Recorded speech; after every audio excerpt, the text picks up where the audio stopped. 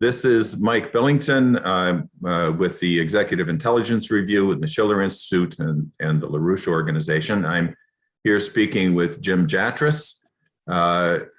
Jatras is served in the State Department in Mexico and in Russian affairs. He also served for many years as an advisor to the Republicans in the Senate. He worked in the private sector, and he's established himself as a leading analyst on political issues internationally. Would you like to say anything else about your career, Jim?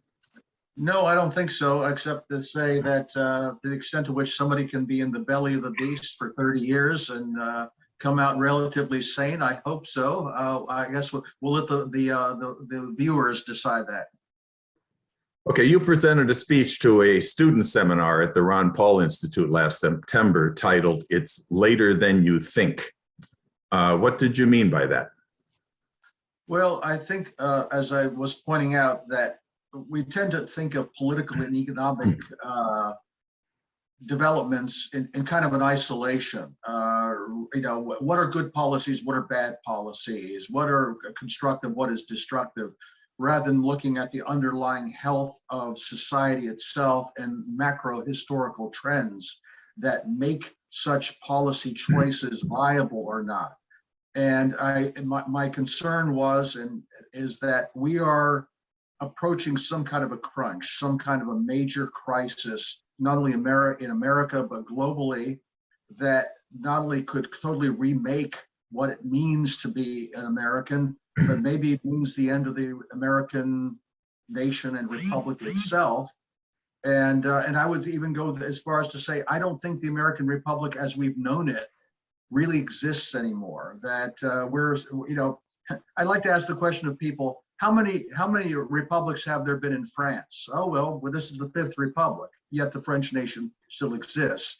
That so many Americans are so wedded to the notion of our Constitution, our political structures, that they lose sight of the fact that that's all they are. They're just structures. And those are going through the biggest crisis, certainly since the Great Depression and possibly since the Civil War. And we don't really know what's going to come out of the other side of it.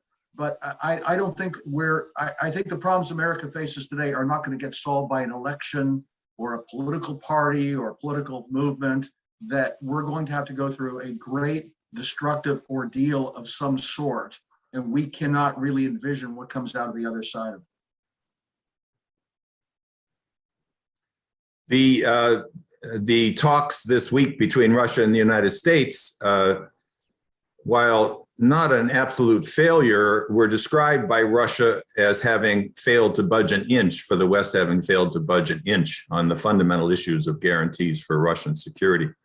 Nonetheless, several leading Russian experts, including Gilbert Doctorow and Dmitry Trenin, have described the talks as a victory for Russia by forcing the US to admit that they could not conduct a war with a nuclear-armed Russia over Ukraine. You have headed an organization called the American Institute in Ukraine and have insight into this. What's your view of this week's diplomatic efforts?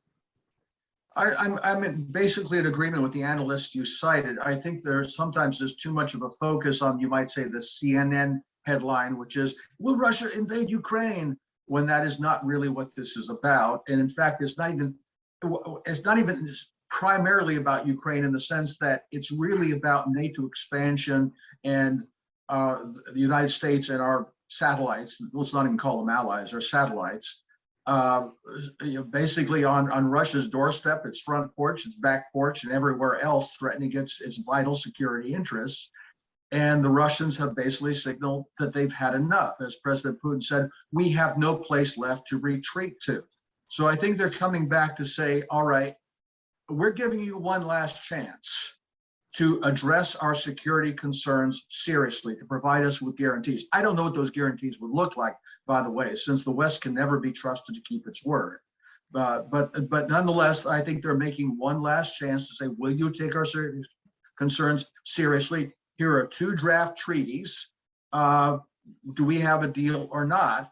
And I think the West is coming back and saying, no, we don't have a deal. oh, well, we can delay Ukraine's accession to NATO for about 10 years. Oh, well, maybe we can have some more confidence building measures in Europe, things of that sort. I don't think that's going to wash with the Russians. And as you mentioned, Gil Doctorow, as he's pointed out, he thinks that the Russians are ready to act in some decisive and dramatic way, stationing advanced hypersonic weapons close to the United States that would give them the same flight time to our major cities as we're posing a threat to Russian cities. Maybe some kind of surgical strikes within Ukraine against hostile forces that would force NATO to wake up and smell the coffee and say, we have to accommodate these concerns or else things are going, the pain level is going to keep getting ratcheted up. That NATO is no longer the master of all its seas in Europe, as we were, say, in the 1990s,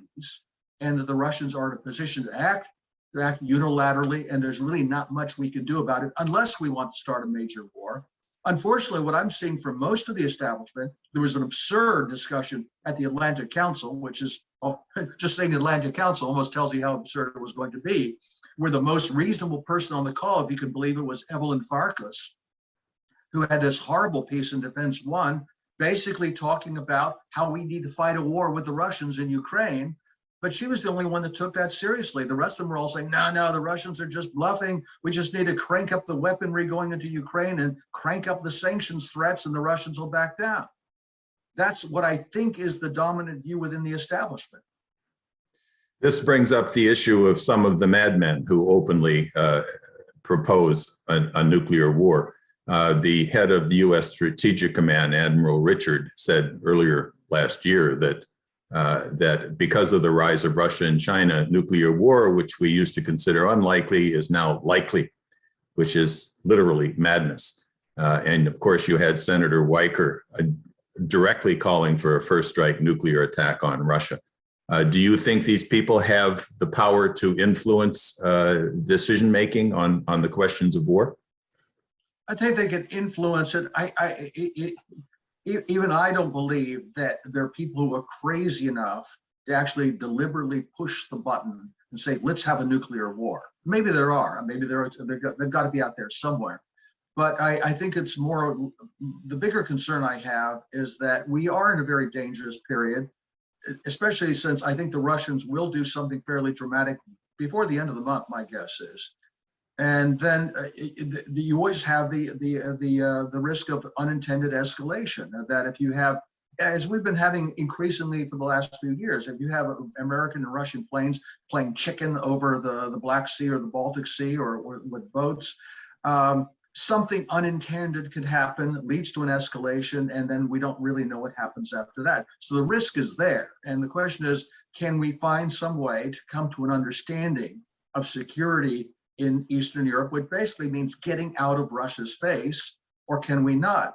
I find it very hard to believe this establishment can accommodate them, so that risk will be there. The Obama administration and the Trump administration and the Biden administration have all referred to the violent overthrow of the elected government in Ukraine in 2014 as a, quote, democratic revolution. I know you know the situation well. What can you say about that coup and its aftermath today? Well, let's remember what triggered it. You know, you hear, again, misreported in the Western media that it's because Yanukovych was Moscow's stooge and he refused to proceed with a deal with the European Union. All Yanukovych did, and first off, he wanted his country to be non-aligned, be not either part of a Western bloc or part of a Russian-led bloc. He very much wanted to be a neutral country, which many people, by the way, are even proposing now as a solution to the problem. Well, that solution has never been acceptable to the West. We want Ukraine in our camp by hook or by crook, despite the fact that Ukraine is a very, very divided country. That if you look at the electoral map, you look at the linguistic maps, the only way to hold Ukraine together is by having it straddle both sides of the East-West divide. Anybody with any sense knows that, but was not good enough with Victoria Nuland's and people like that. You know, you have this almost Bolshevik mentality that says the people of Ukraine have chosen their historical path. No, they haven't. The people of Ukraine are certainly as divided as the people in the United States are. They haven't made a choice of any historical direction at all. it was, as you say, a coup, and it was clearly planned for many years in advance. A lot of money being poured in there by the National Endowment for Democracy and other, Soros organizations and other outside groups to prepare for a color revolution, the overthrow of the Yanukovych government, similar to what we saw recently in Belarus and very recently in Kazakhstan, an attempt to do that as well. These things don't just come out of thin air, whatever the local roots of those might happen to be. Yanukovych, unlike President Tokayev in Kazakhstan recently, President Yanukovych dither. He couldn't make up his mind whether to accommodate the demands or to try to defend himself and to crush what was an insurrection, a real one, not a fake one, like we talk about in a year ago here in this country. And he ended up paying for it by being driven out of office. So at that point, we had this triumphalism coming from the West. Ukraine is ours. Ukraine is coming to West. Ukraine is coming to Europe, NATO, blah, blah, blah.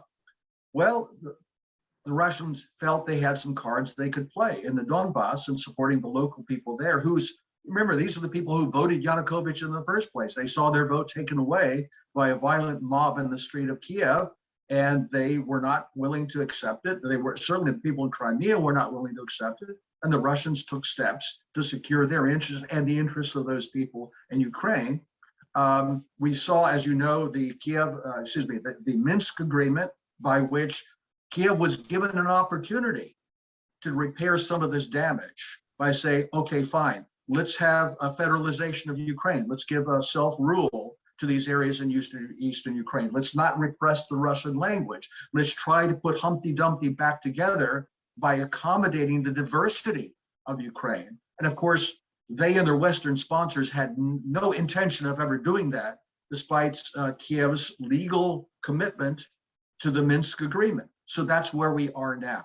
And in the meantime, the West has proceeded with NATO expansion.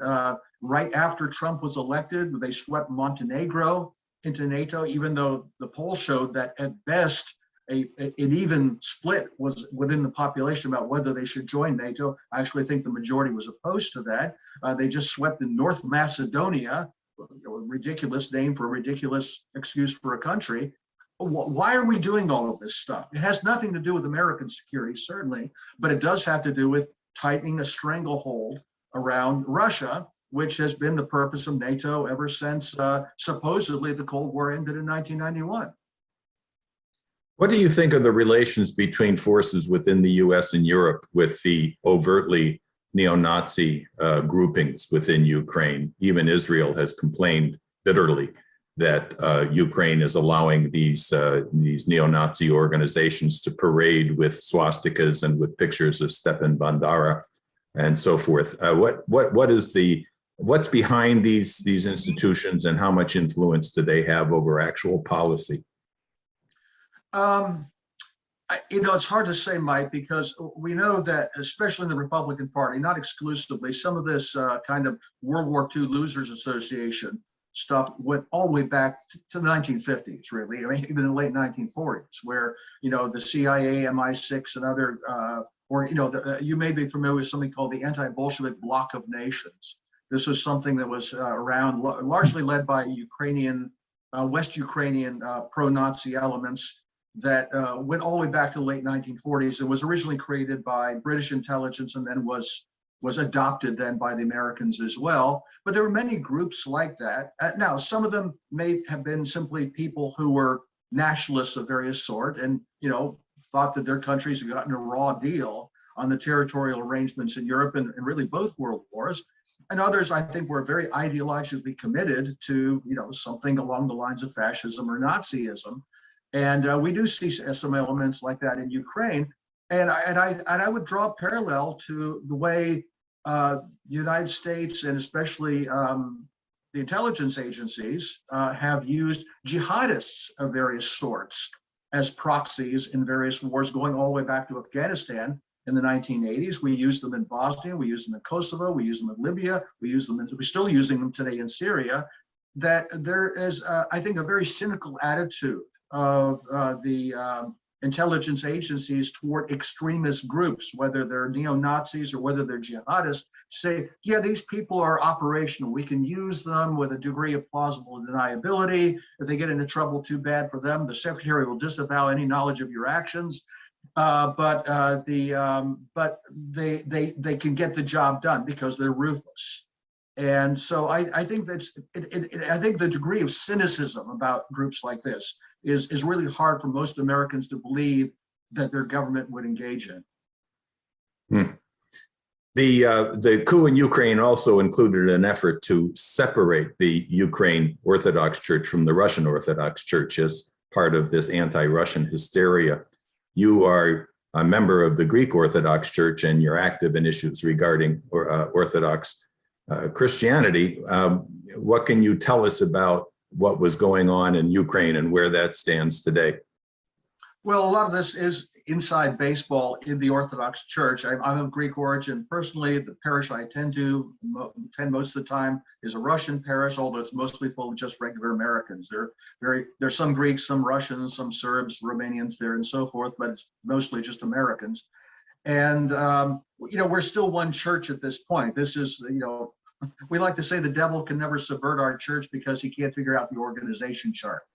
And so we have this feud going on between Constantinople and Moscow over Ukraine and what really was the status of Ukraine in the 17th century and all this sort of thing.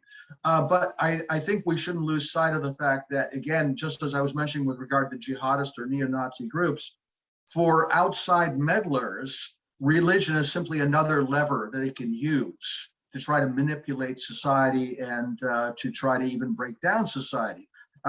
For example, when we're talking about specifically the Orthodox Church, back in 1948, there was essentially a coup in Constantinople, Istanbul, that removed the patriarch then, Maximos, who was considered to be too friendly toward the Russian church, which, let's be honest, at the time was under the control of the Soviet authorities, and replace him with the Archbishop here in America, Athenagoras, and was actually flown over there on Truman's plane and installed by the US government, the Greek government, and the Turkish government acting in concert, and has been an asset of the United States or the State Department or the CIA ever since 1948. So, and of course, this is also consistent with Constantinople's kind of neo-papal aspirations within the Orthodox Church, which is itself ahistorical. At the same time, you've got Russia, which among the, again, in a very peculiar structure, among the local Orthodox churches, is itself a majority of the entire Orthodox Church, a good chunk of that being in Ukraine. Now, in Ukraine, the Orthodox Church is called the Ukrainian Orthodox Church. It is an autonomous part of the Russian Orthodox Church. It's self-ruling in virtually all aspects. That church is the canonical church in Ukraine. Its status has not changed. What has happened is, with US support, Constantinople has tried to create a rival Orthodox church in Ukraine from a group of, actually several groups of schismatics that they tried to cobble together into a new church. And that's where we stand right now. We have two competing Orthodox churches in Ukraine, the canonical one aligned with Moscow, which is very much the majority, and a much smaller one supported by the United States and Constantinople, which is not acceptable to most of the rest of the world, in Romania and Jerusalem and Serbia and Bulgaria and the other places of the Orthodox Church. Again, I know this is very complex inside baseball, but what it shows is, frankly, a degree of sophistication and again, cynicism of the Western powers, that they're willing to manipulate this in order to make some kind of a political gain. Because I think the way they see it is just as the Maidan in 2014 was a political coup to try to separate Russia from Ukraine. This is a, if you will, a spiritual coup to try to accomplish the same thing, to take two very closely kindred people in language, culture, and especially religion, and set them at odds against each other. It's not working, it's not successful, but it is creating a lot of discord, a lot of unhappiness and hurt, and even to some extent violence. Georgia is yet another country where the NED Soros apparatus ran a color revolution. In 2003, the so-called Rose Revolution, which saw the mobs connected to Mikhail Saakashvili overthrew the government of Edward Shevardnadze, who himself had been the Soviet Union's foreign minister before becoming president of Georgia, a position that he kept after the falling apart of the Soviet Union, and Georgia became independent.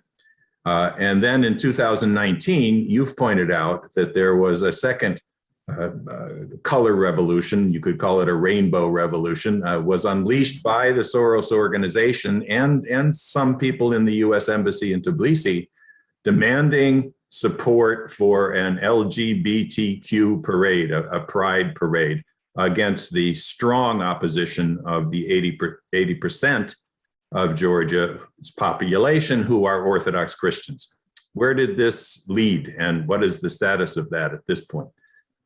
Well, I think to a large part is simply the application on a local level of what is a huge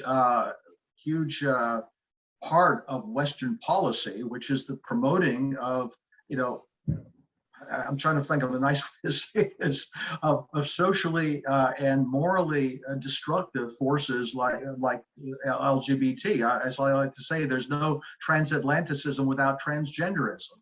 That this is a huge part of American and Western democracy promotion and human rights promotion. There's a great meme out there of an American soldier with his automatic weapon and a flag and a skull mask saying, "Until I'm out of ammo or out of blood, I will fight for homosexuality in Botswana."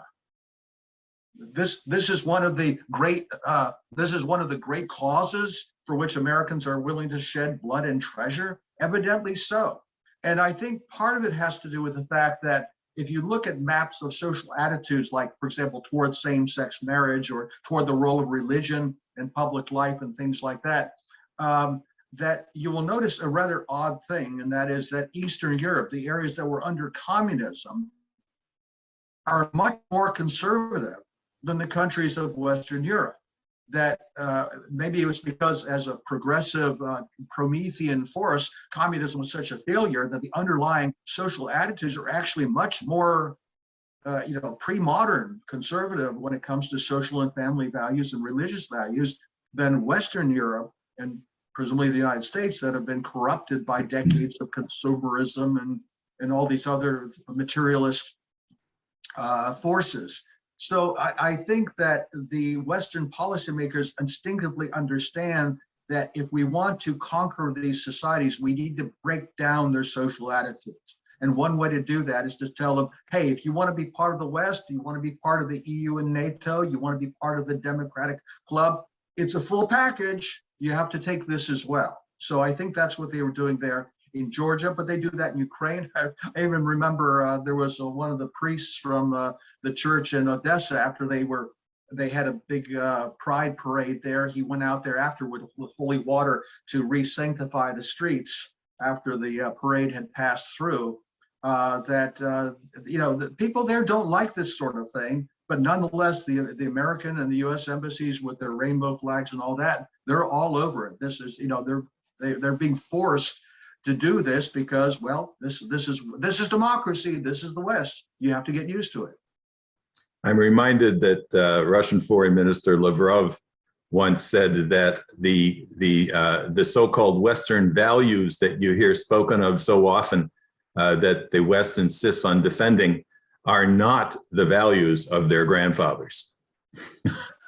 No, they're not. And by the way, Mike, I can remember back in the 1990s when I was in the Senate, there was a big issue about giving observer status to some big coalition of LGBT organizations, which included groups like NAMBLA, the American Man-Boy Love Association, which is a pro-pedophile group.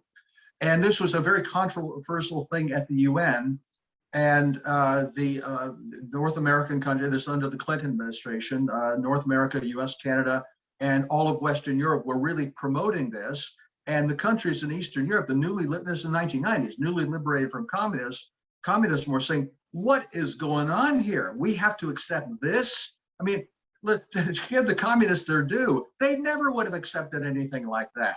So, you really had this kind of a weird thing where these Western countries, the paragons of democracy, are promoting this kind of depravity. Latin America was opposed to it. The The Islamic world was opposed to it. The Far East, I think, was mostly puzzled by it, by what kind of people are these? And then you had Eastern Europe, who was sort of on the fence because they knew they should be integrating in with the democratic West, but at the same time, they couldn't figure out why in the world we would be pushing something like this. You've noted often that the leaders in both parties, you've named in particular John McCain, Joe Biden, and Hillary Clinton, have never seen a war they didn't like. Biden's push for the war started by George W. Bush and Tony Blair in Iraq is well known, that he promoted that strongly. But less well known is that Biden led the effort to launch a war on Serbia in 1999, which led to 78 days of bombing without UN authorization, laying waste to much of that country. Biden also backed the al-Qaeda-linked Kosovo Liberation Army in that conflict and the independence of Kosovo. So you were involved in some of this, if you could explain that. Yeah, well, at the time I was the analyst at the Republican Policy Committee in the Senate, and the Clinton administration had decided on intervention is a nice word. I would say aggression in the Balkans, not only in Bosnia, but also in Kosovo. And I tried to be, to whatever extent I could, in informing Republican senators and their staff, which was my job to do, that what was the reality behind some of the claims of the Clinton administration. It was a little difficult to do when the leader of the Republican Party in the Senate at that time was Bob Dole, who was on the same program as Biden and the Clinton administration were. So but I did my best to try to say, look, here are the open sources. Here's what they're saying. Here's the various Al-Qaeda and other groups that are involved here. In terms of the human rights and other claims, here's what's really going on. Yeah, we've unleashed a brutal intercommunal war, between Serbs and Muslims and Croats and Albanians, and rather than trying to find some way for a peaceful resolution, we're trying to aggravate it, and particularly just simply in any conflict that's kind of a rock, paper, scissors thing, is that, well, the Serbs are always the bad guys. Let's just start with that and work from there. And by the way, some of this goes back to what we were talking about earlier, kind of as I mentioned, the World War II Losers Association. If you look at a map of occupied Europe and the Balkans in 1943 and compare it to the way we carved up Yugoslavia, the two maps look awfully similar. We essentially adopted all of the Axis clients from during the war and said, oh, these are now democratic NATO clients. Again, the roots of these things tend to go back a long way. In any case, obviously I was unsuccessful in trying to enlighten people about what was going on. Although I will say that when the vote on the Kosovo war occurred in Congress, the Republicans voted primarily against it. Now, maybe a lot of it was just partisan because it was the Clinton administration, Democratic administration. But even with Bob Dole in the Senate and Henry Hyde, at the time the Republican leader in the House, whipping votes in favor of the war, the Republicans in the Senate voted, I think, very heavily in the majority against the war. And in the House, not only did a very heavy majority of Republicans vote no, they even voted down the war resolution. It failed on a tie vote in the House of Representatives. Nonetheless, Clinton proceeded with the war, which tells you something about the integrity of our constitutional process. When a war can take place not only against international law in violation of UN Charter and aggression against another country, but even against American domestic law. When the Congress says, no, you do not have the authority to go to war, and you said, yeah, well, I'm going to do it anyway. And so there are many things that are all wrapped up in these things. The long and the short of it is that, it is amazing to me how many people, even who are essentially anti-war and against these wars, you remember there was a great series by Oliver Stone about the sort of the history of American wars and aggression around the world. I noticed he skipped over the Balkans. He sort of forgot that war. This is the war, these are the wars everybody wants to not really pay attention to, because they've sort of gone down in the history as the place where NATO and the West, came as the cavalry with the rescue. We were there for mom and apple pie and human rights and democracy. Well, it really wasn't that way, but nonetheless, that then set the stage and the precedent for places like Iraq and Libya. On Kosovo, Secretary Tony Blinken and other U.S. officials have insisted that under the so-called rule of law, which means their made-up rules, nations cannot change the borders of other nations by force. Maria Zakharova, the Russian Foreign Ministry spokeswoman, responded to that statement by saying, quote, "Do we get it right that Washington no longer supports Kosovo's sovereignty?" So you were directly involved in much of this. What is Zakharova referring to? Well, let's remember under UN Resolution 1244, which ended the war in Kosovo, Kosovo was supposed to be remain part of Serbia. And there were supposed to be negotiations about its status with the fullest possible autonomy, which is what Belgrade was offering. And they were willing to jump through any hoop requested of them in terms of, in terms of whatever autonomy could ever exist anywhere on earth for any part of any country. They were willing to offer that to Kosovo. But the Western powers, especially Washington, had decided ab initio, no, the only possible solution is independence. Well, the UN resolution doesn't say that. So, and actually, I was involved at that time, I was in the private sector, I was involved in lobbying on behalf of the Bishop of Kosovo, Bishop Artemia, against the American policy of pushing for independence for Kosovo.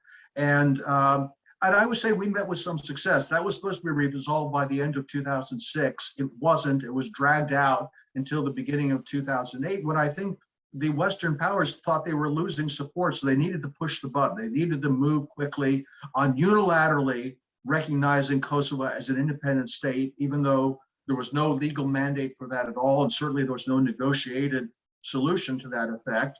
And I think that's one reason why we have the stalemate now, where you have about 110 countries, last count, that have recognized Kosovo, but a lot of those are microstates that if you look at the vast majority of the world's population, India, China, and so forth, not to mention Russia, even still today, 5 members of the European Union, Greece, Cyprus, Romania, Spain, and Slovakia, have not recognized Kosovo's independence. So, it's not an acceptable solution for anybody, but that's where we are right now. But I think the point that Zakharova was referring to is that you say you can't change borders by force.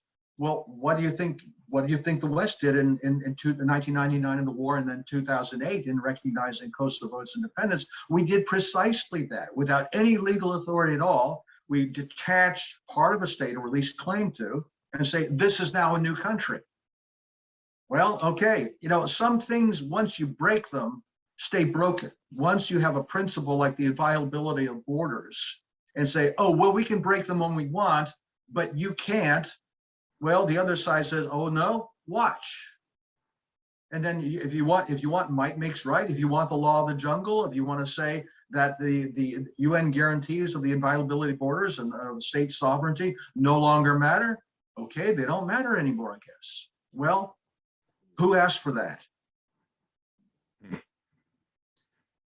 Okay, on China's role in all of this, the Belt and Road Initiative, which is taking the economic miracle within China over these past decades through massive infrastructure, lifting the productive platform of the nation as a whole.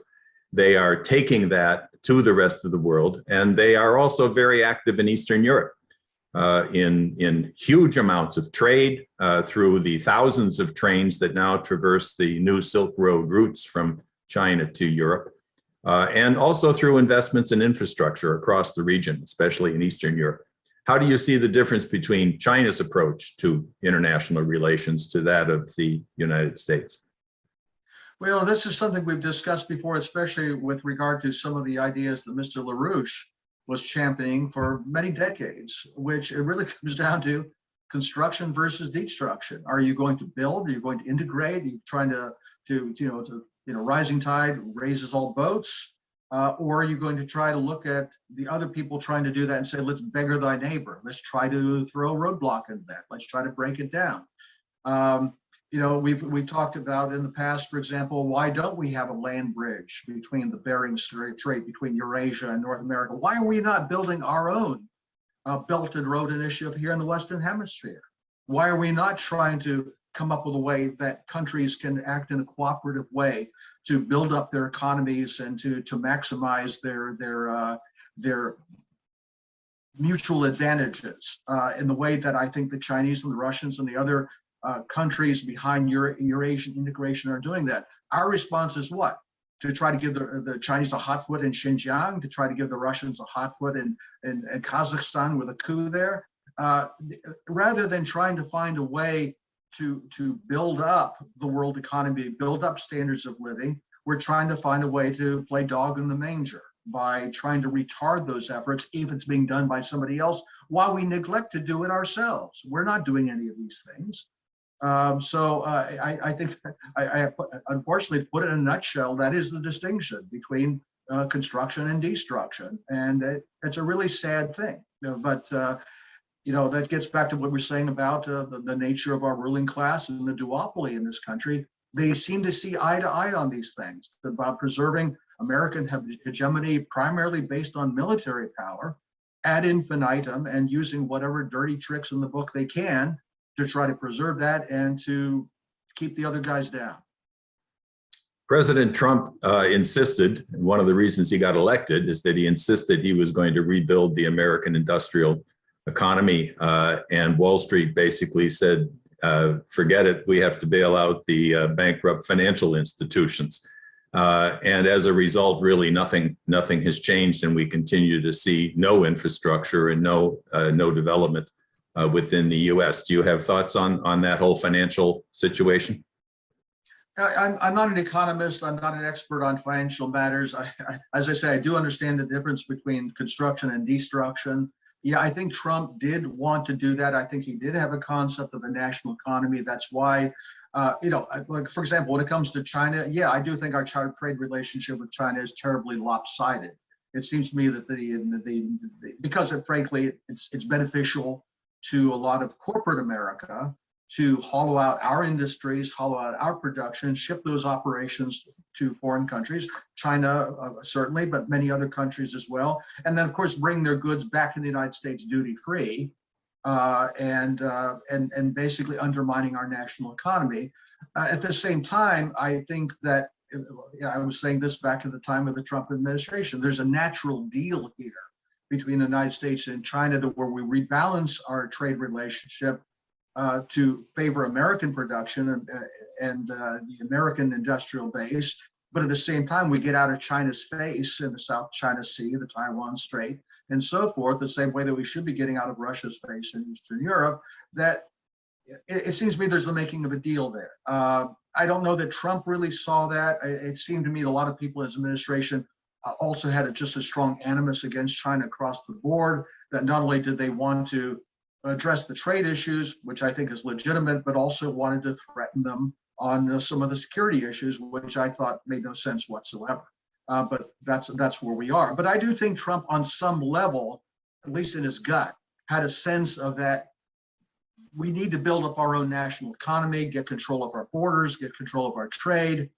Unfortunately, like many other things, I don't think he really had any idea how to do that. He certainly populated his administration with all the wrong people when it came to getting any of his agenda from 2016 done. When you turn to the Heritage Foundation and the RNC to hire a bunch of Bush retreads for your administration, hey, you're going to get your tax cut, which any Republican president would want to push through the Congress, but you're not going to get an infrastructure bill. You're not going to get any of the other things you want. And, I think looking back on it, Trump was a great missed opportunity, and perhaps in some sense, the last missed opportunity for an America that maybe could have been revived. As to the two-party system, you were an advisor to the Republican Party in the Senate, as you mentioned, for many years. You have insight into the two-party system that we have today, what Lyndon LaRouche referred to as the two-potty system. What is your view on democracy in America today? Which which the war party claims to be defending in their wars around the world? Well, to be precise, I was an advisor to the Senate Republican leadership, which is a Senate office, not a party office. The structure in the Senate, as in the House, is partisan, but it's the Senate, it's part of the U.S. government. It's not Republican Party per se. I don't know, Mike. We might not be fully in agreement on these things. I'm a pretty retrograde guy when it comes to political theory. And I do notice that the founding fathers did not intend to create a democracy. I mean, they knew their history, they knew their Aristotle, they knew how democracies tend to end, and that for the first 80 or 90 years of our republic until the Civil War, we had a confederal republic, and then after the Civil War, till at least in the post-World War II period, we had a federal democracy. But then increasingly in recent decades, we've had a consolidated administrative state, managerial state. I don't think you would even call it democracy anymore. This is the way democracies tend to end. There's the ones you have, everybody has the vote, everybody can say, well, I want. You tend to vote yourself benefits out of the other guy's pocket. And that goes for the plutocracy too. They say, well, we can manipulate the levers of this thing too. And we have our propaganda machine in the media and so forth. So none of this should be particularly surprising, where you get to kind of a moribund state where a constitution on paper is simply honored in the breach. It's honored with fingers crossed behind your back, and it really doesn't exist anymore. And that's, I think, I think the fact that we have this entrenched duopoly, which is as entrenched in America today as the CPSU was entrenched as a one-party system in the Soviet Union, is something that is.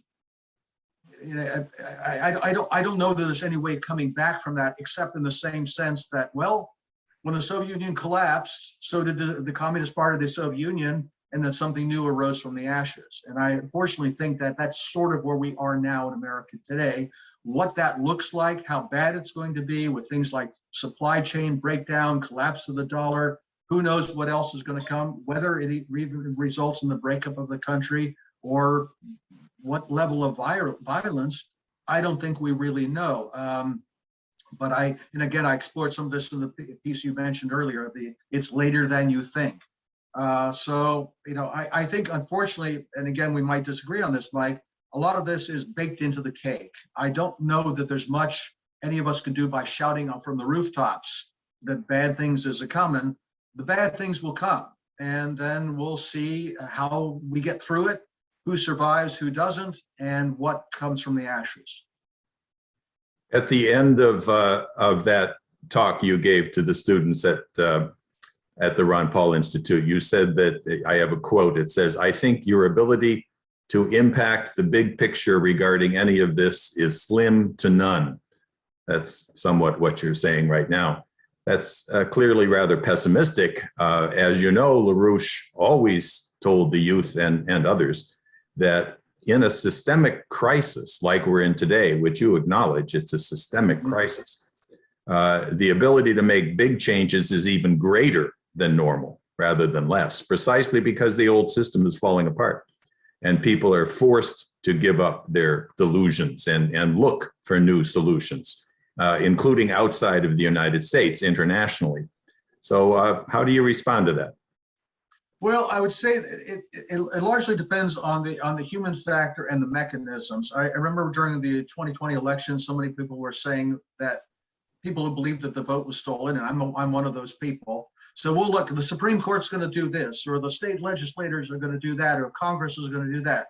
And I kept saying, no, none of those things are going to happen, because those people who are in charge of the system, in charge of being the guardians of the system, will not do their duty even when the facts are plain.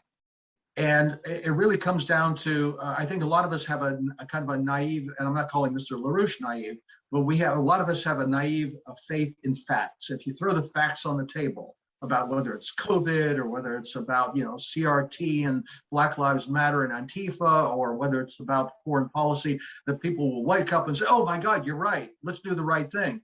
The trouble is that you have people holding all the levers of power who will not do the right thing. And that means what you have is stasis. You have stasis until the collapse comes. Now, what that happens after that, yeah, I think there are things that people can do. I'm not advising complacency by any means. I just don't see the levers. I don't see the pathways to changing national policy, even in the middle of a crisis until the collapse comes. That doesn't mean at the local and to some extent at the state level, things can't be done. Like, I live in a rural county in Virginia.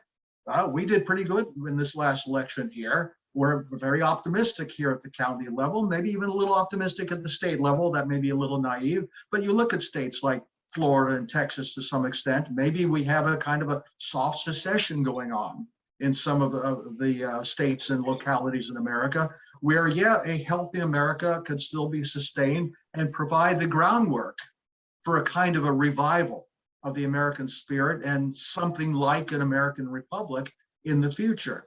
But I think those pathways are not yet clear to us.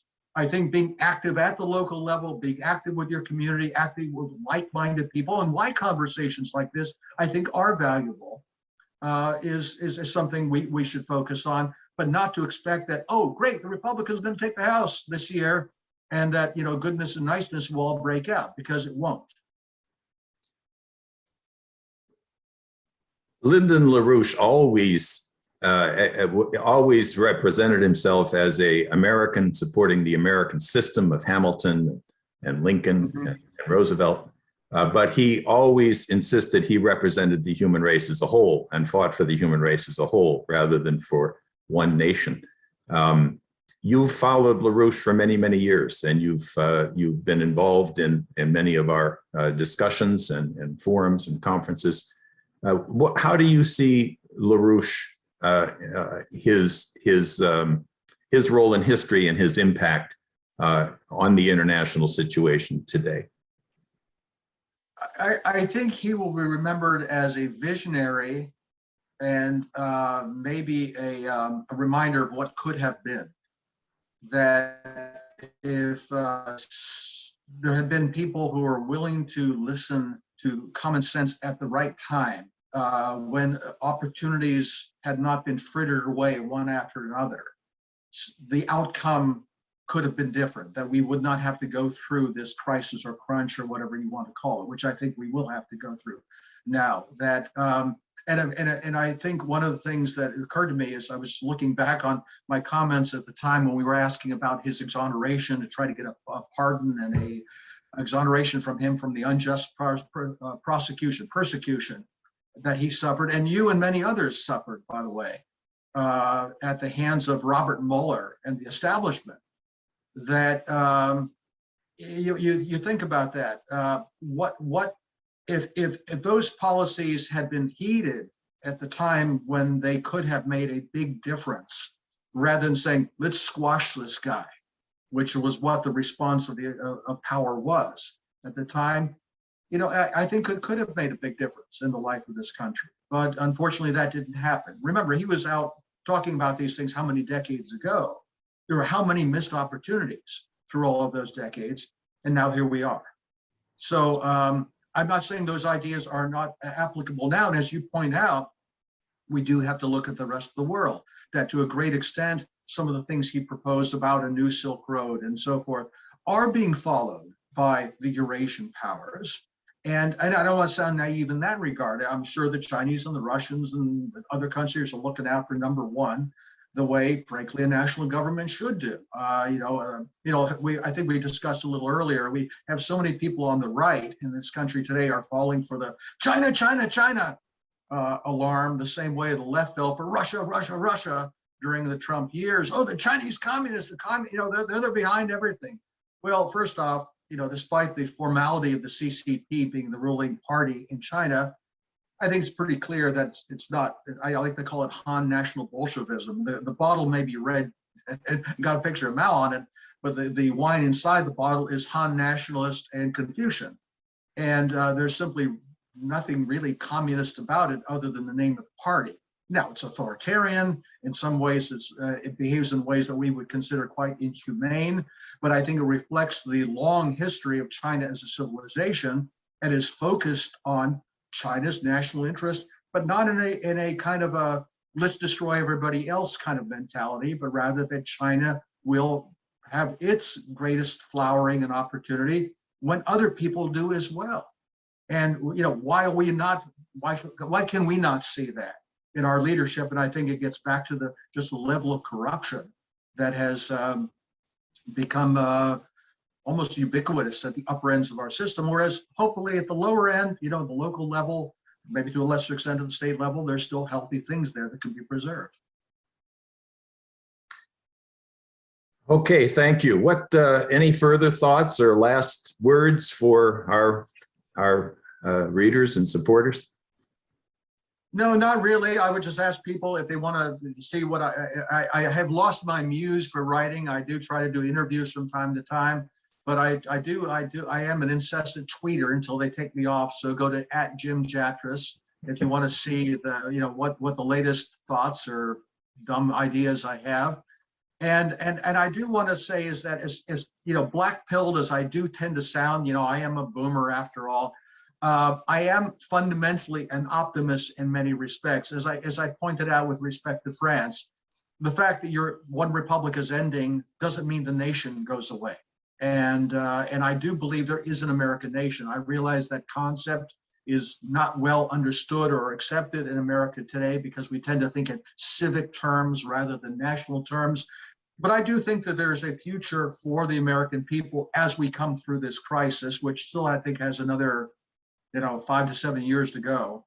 And we'll see how bad it gets, but some phoenix will arise from the ashes. And at the same time, even in a greater sense, on a moral, spiritual level, the hairs of our head are all numbered. God is in his heaven. Nothing happens without his allowance or his will. And, if we pray without ceasing and have confidence that the final triumph of good, it will sustain us through even very difficult times. Okay, thank you very much, Jim. I think this will have a very good and long-term impact on those who have a chance to watch or listen or read this. Thank you. Thank you, Mike, for the opportunity.